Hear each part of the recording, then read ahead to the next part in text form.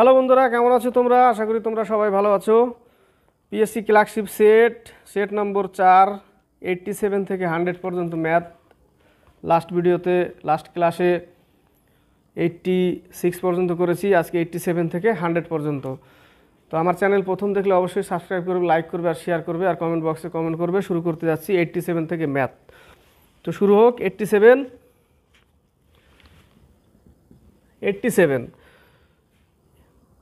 16 বছর আগে ঠাকুমার বয়স তার নাতির বয়সের 9 গুণ ছিল। বর্তমান থেকে 8 বছর পরে ঠাকুমার বয়স তার নাতির বয়সের 3 গুণ হয়। তবে 8 বছর আগে নাতি ও ঠাকুমার বয়সের অনুপাত কত ছিল? দেখো, 16 বছর আগে ঠাকুমার বয়স তার নাতির বয়সের 9 গুণ ছিল। ঠাকুমা নাতি 16 বছর আগে 9 গুণ ছিল। তাহলে এই এক্স 9x, এটাকে 16 বছর আগে করো, একেও 16 বছর আগে করলাম। 16 বছর আগে 9 গুণ ছিল। এবার কি বলেছে যে বর্তমান থেকে 8 বছর পরে ঠাকুমার বয়স তার নাতির বয়সের 3 গুণ হয়। বর্তমান, এটা তো আগে, তাহলে বর্তমানে আসতে গেলে আমাকে কি করতে হবে? এটাকেও প্লাস করতে হবে, এটাকেও প্লাস করতে হবে। তো বর্তমান থেকে 8 বছর পর, তাহলে 9x প্লাস 16, এটুকু কি যে এই সাইডে লিখে রাখি, এটা হচ্ছে 9x মাইনাস 16, এটা হচ্ছে আগে।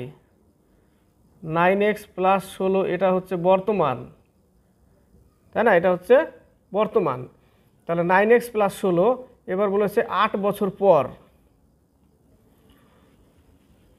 একটু নিচে করি, 9x প্লাস 16, এবার 8 বছর পরে প্লাস 8, তাহলে একেও করতে হবে x প্লাস 16 প্লাস 8। নাতির বয়সের 3 গুণ হয়। কত গুণ হয়? 3 গুণ। তাহলে 3 গুণ করে দাও। ঠাকুমা 3 গুণ হয়ে গেল 8 বছর পর। বর্তমান থেকে 8 বছর পর ঠাকুমার বয়স নাতুর বয়সের 3 গুণ করে দিলাম। তাহলে 9x প্লাস কত? 24 equal to 3x plus 48 plus 24। তাহলে 24 কাটো, তাহলে এই পাশে থাকবে কত? 6x equal to 48। তাহলে x equal to 8, x equal to 8 পেলাম। এবার বলছে তবে 8 বছর আগে নাতি ও ঠাকুমার বয়সের অনুপাত কত ছিল? 8 বছর আগে, তাহলে আমার এখানে ঠাকুমার বয়স কত? ঠাকুমার বয়স এই পর্যন্ত বর্তমান, এই যে বর্তমান। তাহলে 8 নং 72 প্লাস 16, এটা হচ্ছে বর্তমান। বর্তমানে কত হবে? 88। ঠাকুমা আর এ কত হবে? একেও বর্তমান কোনটা? এইটুকু, x প্লাস 16, এক্সের মান কত? 8। তাহলে 16 আর 8 24। এবার বলেছে 8 বছর আগে, তাহলে একেও 8 বছর কমিয়ে দাও, একেও 8 বছর কমিয়ে দাও। তাহলে এই হবে 80 আর এই হবে 16। তাহলে 5 16 80, 1 5:2। ও উল্টো করেছে, শেষে কি বলেছে? নাতি ও ঠাকুমার। আচ্ছা, এইটুকু খেয়াল রাখতে হবে, নাতি ও ঠাকুমা। তাহলে নাতিকে আগে আনতে হবে, তাহলে 16 আগে আনতে হবে, আর ঠাকুমা পরে যাবে। তাহলে 1:5 হবে উত্তর। ঠাকুমা নাতি করে দিয়েছি, নাতি আর ঠাকুমা, তাহলে উল্টো করে দিতে হবে। তাহলে নাতি আগে আনলাম, 1:5 উত্তর। এবার 88-এ কি বলেছে? যে 1 প্লাস 2 প্লাস 3 ডট ডট দিয়ে দিয়েছে, এবার চলতে থাকবে। প্রগতির কততম পদ পর্যন্ত যোগফল 50-50 হবে? দেখো, এখানে n ধরে নিতে হবে। উত্তর থেকে আমরা n ধরে নেব। n যদি 100 ধরি তাহলে 50-50 আসবে। তাহলে n ইন্টু n প্লাস 1/2, এটা হচ্ছে ফর্মুলা। তাহলে n এর মান কত? n এর মান 100, আর 100 প্লাস 1 যোগ করলে 101/2, তাহলে 50 কেটে দিলাম। তাহলে 101-এর সাথে দেখো, 101-এর সাথে যদি 50 গুণ করি তাহলে 50-50 আসবে, তাই না? তাহলে উত্তর কত হবে আবার? 100। এটা অপশনের দিকে একটু তাকাতে হবে। এই যে আসলো 50-50, তাহলে 100 উত্তর। কত উত্তর? 100, সি নম্বর। এবার হচ্ছে 89, জায়গা কোথায়? কোশ্চেনও তো বসাতে হবে, ঘিরে ফেললাম তো সব জায়গা। এখানে করছি 89। 9। 89 বলেছে 45 মিনিট একদিনের আকারে লিখলে ভগ্নাংশ কত হবে? 45 মিনিট একদিনের আকার বলতে 24 ঘন্টা ইন্টু 60 মিনিট করে দিলাম, কমপ্লিট, এইটুকুই করতে হবে। ঠিক আছে, 4 15 60, 3 15 45, 3 8 24, কত হলো? 4 15 60, 3 15 45, 3 8 24, 1/32 হচ্ছে উত্তর, 1/32। 90 আর 92। 90 নম্বর, একজন রাজমিস্ত্রি একটি দেওয়াল গাঁথে 70 ঘন্টায় 7 ঘন্টা পরে সে বিরতি নিল, দেওয়ালটির কত অংশ গাঁথতে বাকি থাকবে? 7 ঘন্টা পরে বিরতি নিল, তাহলে 70 ঘন্টায়, তাহলে 1/70 কত? এটা অংশ করে নিলাম, তাহলে 7 ঘন্টা পরে রেস্ট টাইম মানে 7 ঘন্টায় কতটুকু করে? 1/10, 7 ঘন্টায় 1/10 করে, তাহলে এক অংশ থেকে যদি আমি 1/10 বাদ দিই তাহলে 9/10 ইকুয়াল টু 0.9, 0.9 হচ্ছে অ্যান্সার। 70 ঘন্টায় ওটাকে অংশ করে নিলাম, 7 ঘন্টায় কতটুকু করে, বাস এক অংশ থেকে বাদ দিয়ে দিলাম, উত্তর আমার বেরিয়ে গেল। এবার হচ্ছে 91। 91-এ দেখো শেষের যে উপরে যে বার দেওয়া আছে, তাই না, ওইটার কাজ আগে করতে হবে, ব্র্যাকেটের মধ্যে ওই জায়গাটা আগে করতে হবে।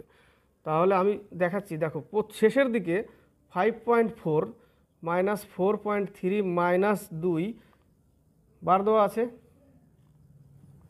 তাহলে এইটুকুর কাজ আগে করব। 4.23 থেকে 2 বাদ দিলে থাকবে কত? 2.3, তাহলে 5.4 থেকে 2.3 থাকবে, 2.3, তাহলে 2.3 বাদ দাও এখান থেকে, 3.1 থাকবে।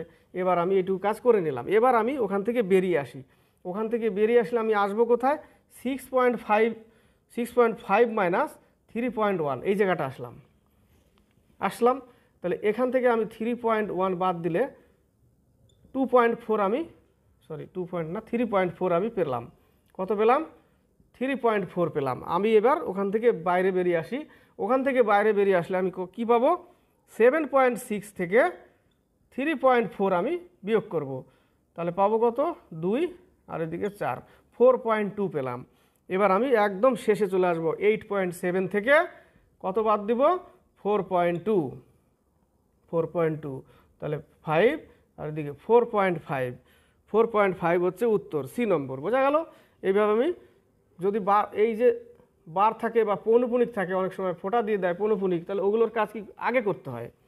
ঠিক আছে, ওগুলোর কাজ আগে করতে হবে। তাহলে আমি করলাম এই জায়গাটা কাজ, এখান থেকে শুরু করলাম, আস্তে আস্তে আমি বাঁ দিকে আগাতে থাকলাম শেষের দিক থেকে। ঠিক আছে, তাহলে আমার উত্তর কত? 4.5 হচ্ছে উত্তর। এবার হচ্ছে 92। এক ব্যক্তি বিশ্রাম ছাড়া 15 কিলোমিটার গতিবেগে গন্তব্যস্থানে যায় এবং বিশ্রাম নিয়ে ঘন্টায় 12 কিমি গতিবেগে গন্তব্যস্থানে পৌঁছলে ওই ব্যক্তি ঘন্টায় কত মিনিট বিশ্রাম নেয়? দেখো গতিবেগ কত? 12, তাহলে 15/12 এটুকুই করো।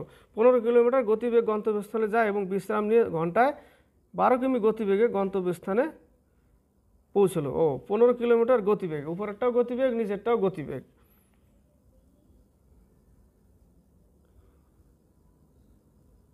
ওই ব্যক্তি ঘন্টায় কত মিনিট বিশ্রাম নেয়? এটুকুই করো। এটুকু ভাগ করে দিলে যেটুকু বেশি থাকবে 1 ঘন্টার বেশি, সেটা হচ্ছে বিশ্রাম, সেই জায়গাটা বিশ্রাম নেওয়া হয়ে যাবে। তাহলে 3 × 5 = 15, 4 × 5 = 20, তাহলে 4 দিয়ে আমি কি করব? 5কে ভাগ, 4 × 1 = 4, 1 থাকলো, 1/4 ইন্টু 60, 4 15 60, তাহলে 1 ঘন্টা 15 মিনিট, তাহলে 15 মিনিট বিশ্রাম নেয়। 1 ঘন্টার বেশি লেগে গেল 15 মিনিট, তাহলে বিশ্রাম নেয় কত? 15 মিনিট। এটাই উত্তর আমার। কত উত্তর? বি নম্বর, 15। এবার হচ্ছে 93 থেকে 95। 93, 225 এবং 226 এর বর্গের পার্থক্য। 225 আর 226 এর বর্গের পার্থক্য কত হবে? বর্গের পার্থক্য, এর বর্গের পার্থক্য, তাহলে এর বর্গের পার্থক্য করো। মাইনাস আছে এখানে, এ স্কোয়ার মাইনাস বি স্কোয়ার, তাহলে এ প্লাস বি ইন্টু এ মাইনাস বি। তাহলে এ প্লাস বি করলে কি হবে, এ প্লাস বি, তাহলে 225 যোগ 226, 225 যোগ 226, আর এখানে কত হবে গুণ 225 মাইনাস বি,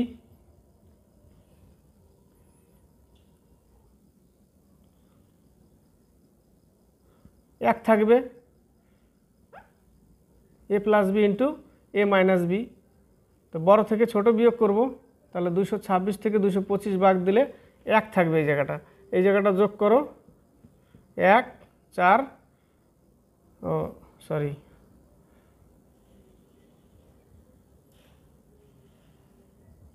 1 5 4 451 ইন্টু 1, তাহলে উত্তর কত 451 উত্তর। এবার হচ্ছে 94, বার্ষিক 5% সরল সুদে কত টাকা ব্যাংকে রাখলে এক ব্যক্তি প্রতিদিন 1 টাকা করে সুদ পাবেন। দেখো এই অঙ্কটা করতে গিয়ে ভুল করবে না, বার্ষিক 5% কত টাকা ব্যাংকে রাখলে, ধরে নাও পি টাকা, বার্ষিক কত পার্সেন্ট, 5% বাই 100, এক ব্যক্তি প্রতিদিন, বার্ষিক বলেছে পার্সেন্টেজ আর সুদ বলেছে দিনে, তাহলে দিনকে 1 দিন বাই 365 দিন দিয়ে যদি ভাগ করি বছর হয়ে গেল। এটা এক দিনকে আমি বছর করে নিলাম, একদিনকে বছর করে নিলাম। এবার সুদ পাবে কত টাকা, 1 টাকা, এটাই বলেছে। তাহলে 5 20 100, এবার পি ইকুয়াল টু কত লিখবো, এই 365 ইন্টু 20 গুণ করতে হবে, তাহলে 0, 5 দুগুণে 10 0 1, 6 দুগুণে 12 1 13 1, 3 দুগুণে 6 আর 1 7, 7300 টাকা। পি ইকুয়াল টু 7300 টাকা উত্তর। এবার হচ্ছে 95, 2 অঙ্ক বিশিষ্ট সংখ্যার অঙ্কের সমষ্টি 9, সংখ্যাটি থেকে 27 বিয়োগ করলে অঙ্কদ্বয় পরস্পর স্থান পরিবর্তন করে, তবে সংখ্যাটি হলো। এই টাইপের অঙ্ক থাকলে অপশনের দিকে আগে নজর রাখতে হবে, আগে অপশনের দিকে নজর রাখতে হবে, আমাকে অপশন ট্রাই করতে হবে, তাহলে খুব তাড়াতাড়ি নামবে। দেখো বি নম্বর অপশনে, দেখো বি নম্বর অপশনে কত আছে, 63। এবার কি বলেছে দেখো, অঙ্কদ্বয়ের সমষ্টি কত, 9, 6 আর 3 যোগ করলে কত হয়, 9 হয়, 6 আর 3 যোগ করলে 9 হয়, ঠিক আছে। তো সংখ্যাটি থেকে 27 বিয়োগ করলে, এবার আমি যদি সংখ্যা থেকে 27 বিয়োগ করি, তাহলে 63কে হতে হবে 36, 63কে কী হতে হবে, 63কে হতে হবে 36, তবে উত্তর হবে। তাহলে দেখো এই জায়গাটা বিয়োগ করলে 36 হচ্ছে কিনা, 7 কত হলে 13 হবে, 6 হলে হাতে 1 3, 36 হলো, উল্টে গেল, 63 হয়ে গেল 36। ওটাই বলেছে যে পরস্পর স্থান পরিবর্তন করে, তবে সংখ্যাটি হলো কত, 63 আনসার। কত আনসার, 63। এবার হচ্ছে 96 থেকে 96 আর 97। 96-এ বলেছে একটি বাক্সে মোট 384টি মুদ্রা আছে, যদি 1 টাকা 50 পয়সা ও 25 পয়সার মুদ্রার সংখ্যার অনুপাত 2:3:7 হয়, তবে বাক্সের মুদ্রাগুলির মূল্য কত। দেখো মোট মুদ্রার সংখ্যার অনুপাত কত, 2:3:7, মোট মুদ্রা কত দিয়েছে, 384, তাহলে এটা যোগ করে কত হবে, 5 আর সাথে 12, তাহলে 12 ইকুয়াল টু 384, তাহলে 1 ইকুয়াল টু 3 বরং 36, 12 দুগুণে 24, তাহলে 1 ইউনিট সমান সমান কত পেলাম, 32, তাহলে কোনটা কতটি আছে সেগুলো বেড়ে যাবে, তাহলে 32 দুগুণে 64, একটা আরেকটা কত 96, আর একটা 7 দুগুণে 14, 1 3 7 21 আর 1 22, 224 পেয়ে গেলাম। এদের অনুপাতে গুণ করে দিলাম, পেয়ে গেলাম সবগুলো। এবার কি বলেছে যে যদি 1 টাকা 50 পয়সা ও 25 পয়সার মুদ্রার সংখ্যার অনুপাত এত হয়, তবে বাক্সের মুদ্রাগুলির মূল্য কত। তো এবার আমি কি করব, মুদ্রাগুলির মূল্য কত। এবার 1 টাকা সমান সমান তাহলে 64 ইন্টু 1 যোগ 96 ইন্টু কত পয়সা, 50 পয়সা, একে টাকা করতে হবে, 2 যোগ 224 ইন্টু 25 পয়সা, একে টাকা করতে গেলে 100, এইটুকুই করতে হবে আমাকে, তাহলে টোটাল বেরিয়ে যাবে। তাহলে পেলাম কত, 64 প্লাস সরি একে যদি টাকা করতে যাই তাহলে 100 দিতে হবে, কাটলাম 48 দোকানে 96, তাহলে পেলাম কত 48 যোগ এই জায়গাটা 4 5 20, 4 5 20, 4 6 24, 56, তাহলে এই জায়গাটা পেলাম 56। এবার এর কী করতে হবে, যোগ করতে হবে। বোঝা গেল? আমি 2:3:7 টোটাল 384টি মুদ্রা, 1 ইউনিট সমান সমান 32 পেলাম। এবার 32কে গুণ করলাম সবার সাথে, তাহলে একটা পেলাম 64টি, আর একটা 96টি, আর একটা 224টি, টোটাল মিলে 384। এবার 64টি 1 টাকা, 96টি কত 50 পয়সা, ওকে টাকা করতে হবে। তাই 50/100 প্লাস 224 × 25 পয়সাকে টাকা করতে হবে, 100 দিয়ে ভাগ করলাম, টাকা করে দিলাম। এবার আমার শেষে কি বলেছে, শেষে বলেছে তবে বাক্সে মুদ্রাগুলির মূল্য কত, কত টাকা। তাহলে যোগ করলে কত হবে, 18 1 10 168 টাকা। কত টাকা, 168 টাকা। এবার হচ্ছে 97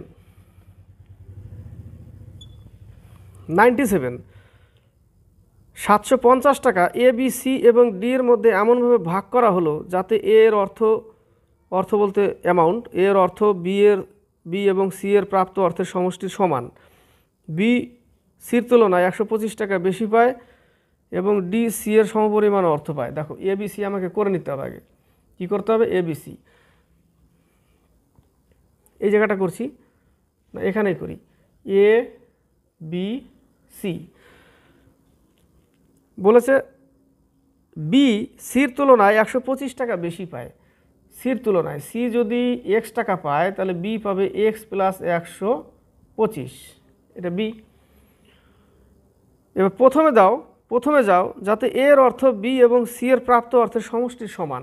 তাহলে এ কত পাবে, বি এবং সি এর প্রাপ্ত যে অর্থ তার সমষ্টির সমান, তাহলে এক্স প্লাস 25 প্লাস এক্স পাবে কে, এ। তাহলে এদের দুইজনের সমান পায়, দুইজনে যা পায় সেটা এ পায় একা। তাহলে দুইজনে কত পায়, এটা পায়, মানে এক্স আর এক্স 2x, তাহলে এ পাবে 2x প্লাস 125 পেল। এবার ডি সি এর সমপরিমাণ অর্থ পায়, তাহলে ডি কত পায়, সি এর সমপরিমাণ, তাহলে সি তো x টাকা পায়, তাহলে ডিও x টাকা পায়। এবার তবে এর প্রাপ্ত অর্থের পরিমাণ, টোটাল টাকা কত 750 টাকা। তাহলে এই টোটালগুলোকে যোগ করতে হবে, তাহলে 2x x 3x 4x 5x, তাহলে পেলাম কত 5x plus 125 R 125 250 equal to কত 750। তাহলে 250 বিয়োগ করলে আমি থাকবে কত,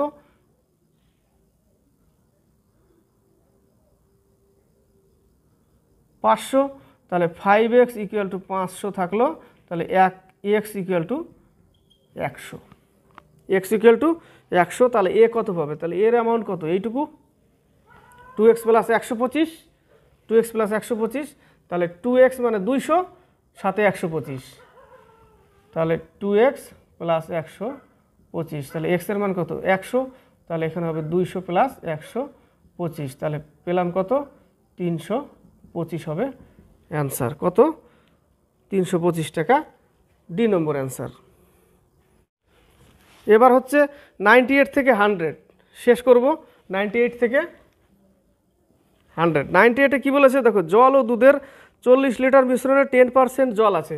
40 লিটার দুধে যদি 10% জল থাকে তাহলে 4 লিটার জল ওয়াটার, 4 লিটার ওয়াটার,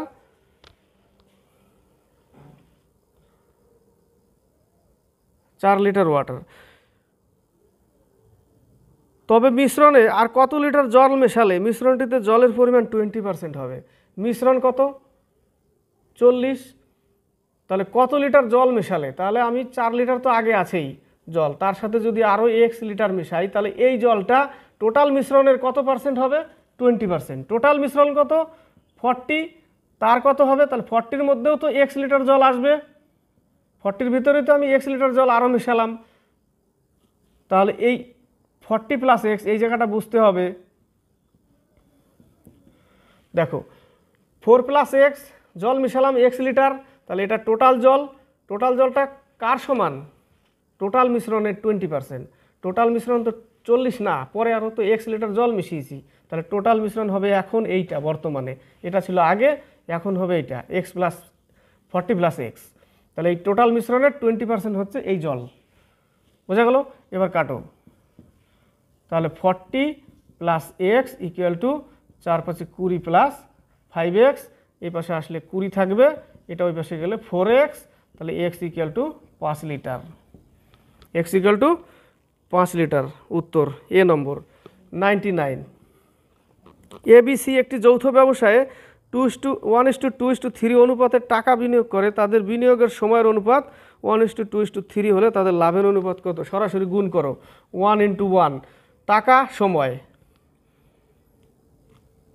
টাকা সময়, উপরে টাকা নিচে সময়, তাহলে টাকা সময়, টাকা সময়, তারপরে টাকা সময় গুণ করে দাও, তাহলে 1:4:9 উত্তর। কারণ আমরা করি না যে বরুণ এত টাকা বিনিয়োগ করে 4 মাসের জন্য, এত টাকা, তরুণ এত টাকা বিনিয়োগ করে 8 মাসের জন্য, তাহলে আমরা ওই মাসগুলো কি করতাম? মাসগুলো তো গুণ করতাম অ্যামাউন্টের সাথে, তারপরে টোটাল একটা লাভের অনুপাত বের করতাম, সেই অনুপাত দিয়ে লাভের ভাগ করে দিলে অ্যামাউন্ট বেরোতো, কে কত পায় সেটাই করলাম। ধরে নাও 1 টাকা দেয় 1 মাস, 2 টাকা দেয় 2 মাস, 3 টাকা দেয় 3 মাস, তাহলে তাদের লাভের অনুপাত এটাই বেরোলো। এবার যদি কোনো টাকা দিত, তাহলে আমি এখান থেকে কে কত পায় সেটা বের করে নিতে পারতাম। এবার হচ্ছে 100, এটাই শেষ অঙ্ক, এরপরে তো থাকবেও না, 100 পর্যন্ত তো অঙ্ক। বাদাম তেলের বাজার দাম 30% বৃদ্ধি পাওয়ায় একটি পরিবারের বাদাম তেলের ব্যবহার 30% বা 30% হ্রাস করে, তবে ওই পরিবারের বাদাম তেলের জন্য বরাদ্দ খরচ। দেখো, একই পার্সেন্টেজ যদি বৃদ্ধি,